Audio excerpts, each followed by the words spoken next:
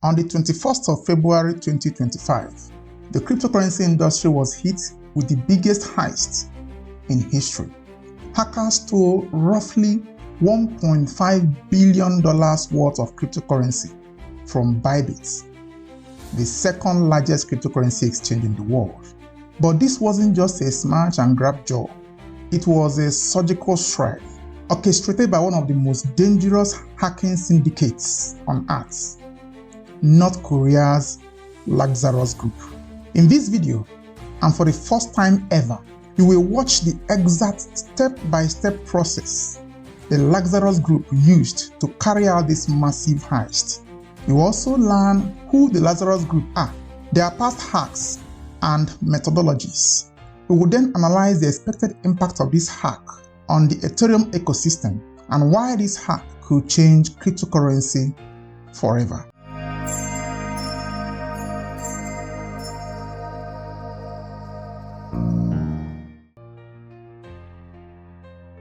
The most mind-boggling part of this hack is that the crypto tokens stolen were actually stored in cold wallets. For the crypto novice, cold wallets are like the holy grail of crypto storage. They are the safest way to secure cryptocurrency from hackers.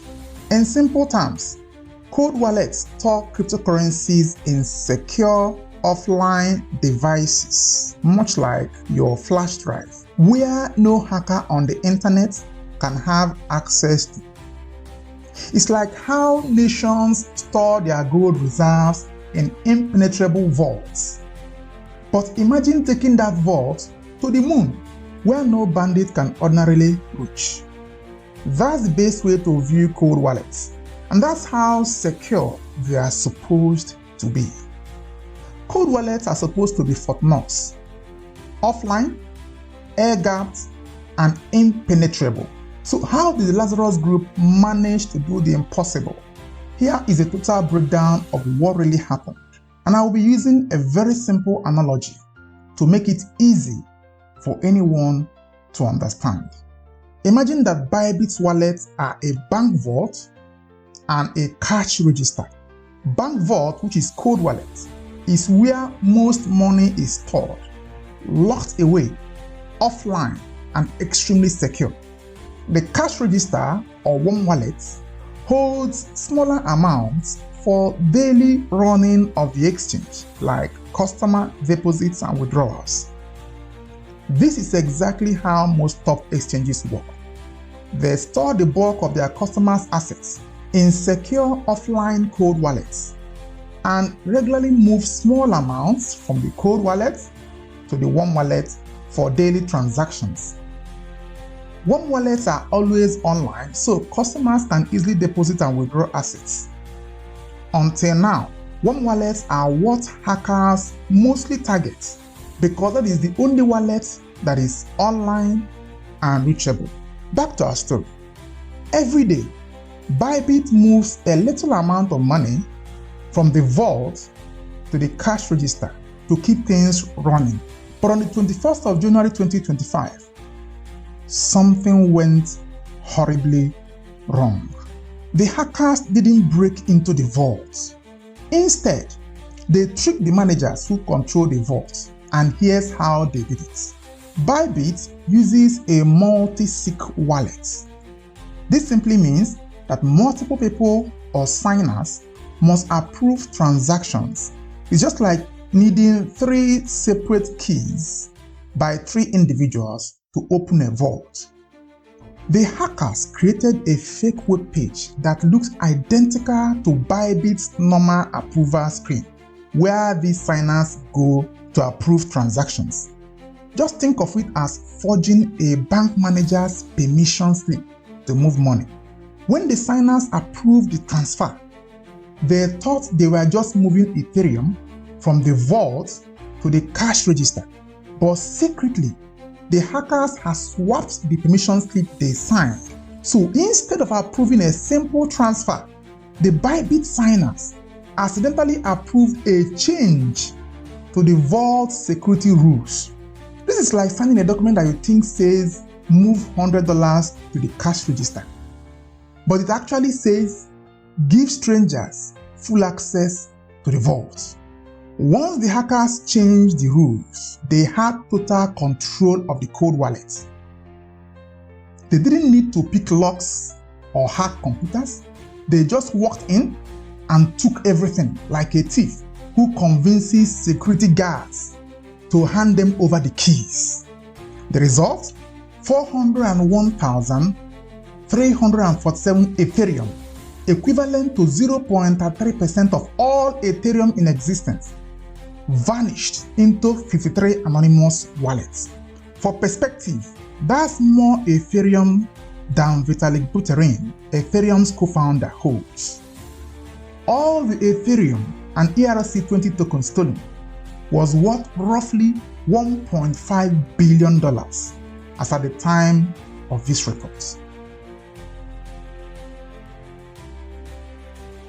The Lazarus Group is a dangerous, state-sponsored cyber warfare unit funded by the North Korean government, dubbed the bank robbers of Pyongyang by the FBI.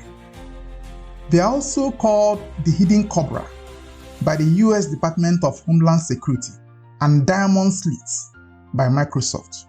The United States Department of Justice has claimed the group is part of the North Korean government strategy to undermine global cybersecurity and generate illicit revenue in violation of sanctions.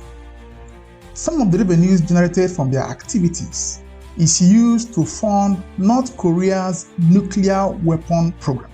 The Lazarus Group attacks a very wide range of cyber infrastructure globally. Their extensive range of activities and sophistication demands a dedicated episode. The upcoming special episode will focus on their origin, their special training process, details of their global activities, and their methodologies. So make sure to subscribe to this channel and hit the notification bell so you'll be notified when the special episode is released. Since 2022, the Lazarus Group has carried out multiple attacks on the crypto industry. Their crypto crime spree includes March 2022, stole $625 million from Axie Infinity's Ronin Bridge. June 2022, stole $100 million of virtual currency from Harmony's Horizon Bridge. June 2023, stole $100 million from users of the Atomic Wallet service. Note that Atomic wallets are used by retail investors who wish to store crypto on their own and not on exchanges. November 2023, stole $112.5 million in cryptocurrency from HTX and its cross-chain bridge known as Eco Bridge. 2024, hit Radiant Capital for $4.5 million and Femex for $23 million. Their latest crypto attack before ByBit was their hack of WaziriX, an Indian crypto exchange in 2024, where they stole a total of $234.9 million, using a similar method to the current ByBit attack. For details of the Lazarus Group and their methodologies, make sure to watch the upcoming special episode. But in summary, Lazarus specializes in social engineering, phishing, and exploiting code vulnerabilities. Their hacks are slow, patient, and devastating. While the Lazarus Group use sophisticated techniques and tools, most of their major hacks proves over and over again that technology is not usually the security weak link, but people. ByBit engineers first noticed the hemorrhage at 2:47 a.m. Singapore time. Panic spread. How could $1.5 billion disappear from a cold wallet? CEO of ByBit, Benzo, faced the worst nightmare that all bank and financial services executives could imagine: a bank run. Few banks in the world can survive a bank run. If users panicked, simultaneous mass withdrawals could crash the exchange. Recall the 2008 financial crisis. Many major banks collapsed because of bank run. Another major risk to the cryptocurrency industry was the fear that selling 400,000 Ethereum at once will thank Ethereum's pride, which will have a domino effect on the whole crypto industry. But the immediate risk to Benzo was a bank run that could destroy ByBit. Just 1 week ago, on the 14th of February 2025, French regulators removed ByBit from AMF blacklist after 2 years of intense negotiations. This paved the way for ByBit to start working towards MiCA license that will allow the exchange to enter the single European market. Thus, this hack coming now poses an existential threat to ByBit. Shortly after the attack, Benzo went on the offensive. He addressed users on X, assuring them that all funds are safe. This immediate acknowledgement of the theft and transparency was a plus for ByBit. However, the announcement of such a massive hack was like a tsunami on the crypto industry. Despite Benzo's assurance, massive withdrawals started taking place on ByBit. The dreaded bank run was in progress. CZ, the ex-CEO of Binance, the world's largest crypto exchange, advised Benzo on X to halt withdrawals temporarily, but Zo felt that this would create more panic. ByBit quickly secured an 80% bridge loan from institutional backers to cover losses. Within 24 hours, ByBit users withdrew over $5.7 billion in assets from ByBit, but the exchange remained solvent and all withdrawals were honored. This seemed to calm tensions, and ByBit continued to assure all users that assets are fully backed one-to-one. Next, ByBit enlisted blockchain detectives ZachXBT and Arkham Intelligence to trace the stolen Ethereum. Both cybersecurity firms quickly linked the theft to the Lazarus group, but Lazarus was ready. They began funneling the Ethereum through Tornado Cash. Tornado Cash is a crypto mixer that makes it possible for people to mix illegitimate cryptocurrency with legitimate ones, thereby erasing their tracks. The online chase was on. Within hours, as Lazarus Group tried to move the funds, ZachXBT traced all the movements and quickly confirmed beyond any doubt that the bandits were Lazarus Group, especially when they moved some of the assets to a previous wallet which contained assets stolen from the famous hack in 2024. Cold wallets are the gold standard for security. With this recent terrifying hack, does this still hold true? The answer is yes and no. Yes, because cold wallets are far safer than warm wallets, and your assets are truly offline. But no, because human error and insider risk can bypass even the strongest technology. Hackers like the Lazarus Group use a lot of social engineering to take over users' computer and identity. In the case of ByBit, security audit is currently searching for a mole, a bribed employee, or maybe simply a careless user who allowed a malicious code to invade their computer, mostly through unsolicited links. For users moving their assets to personal wallets, don't forget that Lazarus Group has managed to hack Atomic Wallet service in 2023. So while personal storage is good, they do not provide 100% security guarantee. Also note that the biggest personal loss of crypto before this hack was $800 million worth of Bitcoin, which the owner, James Howells, lost when he accidentally threw away the hard disk he used to store the Bitcoin. Millions of dollars worth of cryptocurrency has been lost this way when the users lose the hardware device or when they forget the password they use to secure their device. That is why exchanges provide a much simpler way of storage for most ordinary people. Also, most legitimate exchange will strive to make users whole even when they are hacked, like what ByBit is currently doing. It's like storing your cash under your bed versus in a bank. Both have advantages and disadvantages.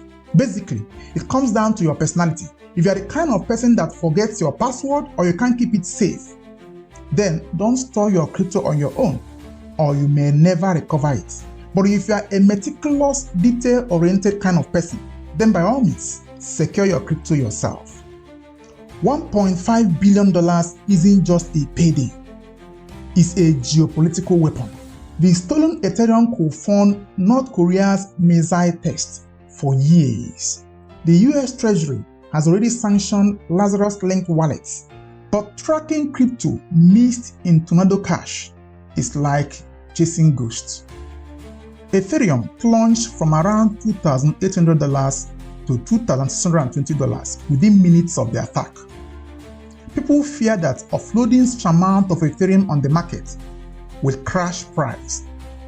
But traders quickly bet on ByBit buying back Ethereum to replenish its reserves, sparking a rebound. 48 hours post the hack, Ethereum has recovered to its previous high at $2,806 as at the time of this report. But the market is still on edge. Since Lazarus Group used a similar technique that they used on Lazarus just last year, who is to blame for the ByBit attack? When the Lazarus hack happened, I wrote a piece on the attack titled "How Not to Run an Exchange," which I posted in the Nebulous Exchange group. As a top executive of an exchange myself, which is Nebulous Exchange, I believe that stakeholders should learn from previous hacks and beef up their security. Specifically, I mentioned the risk of automating signing without proper human verification, which I suspect is what contributed to this ByBit hack. Let me add that for big exchanges that may find it difficult to personally verify all signatories, they may think about adding a second layer of verification with the help of AI. With the rapid advances in AI and quantum computing, more sophisticated attacks should be expected. But these same tools also give us incredible power to defend against such attacks. I believe that cold storage is still the most secure way to store digital assets. But extra security must be applied, especially to the users who are responsible for moving the funds from cold to warm wallets. The transaction process is always the weakest link. What does this all mean for the crypto industry? Personally, I think that all these hacks only prove the resilience of the digital assets industry and crypto sector in particular. Despite all the high-profile hacks, including the collapse of major exchanges like FTX and major protocols like the Luna protocol, the crypto industry has continued to rebound and move from strength to strength. While hacks in the crypto industry often gain wide publicity, note that financial fraud in the traditional financial industry far outweighs crypto fraud. So fraud exists in any financial sector. What we have to do as stakeholders and investors in the industry is to learn from past mistakes to strengthen the entire ecosystem. For investors, it's advisable not to have all your eggs in one basket. You can spread your assets across at least 2 wallet systems, an exchange wallet and a personal cold wallet. And for exchanges and other companies that offer financial services, always remember that you have been trusted with people's life savings. You must do everything in your power to protect it. And you must remember that the weakest link in your organization is not the tech, but the people. And no matter how careful you are, don't fail to plan for a catastrophic event, a force majeure, or an act of God. Keep some of your profits as strategic reserve so you can make your users whole in such an unfortunate circumstance. For more in-depth analysis on finance, tech industry, and AI, make sure to subscribe to this channel and hit that notification bell so that each time we post a report like this, you will be notified. Please share this video in your various groups to increase security awareness and personal responsibility in the cryptocurrency industry. Thanks for watching.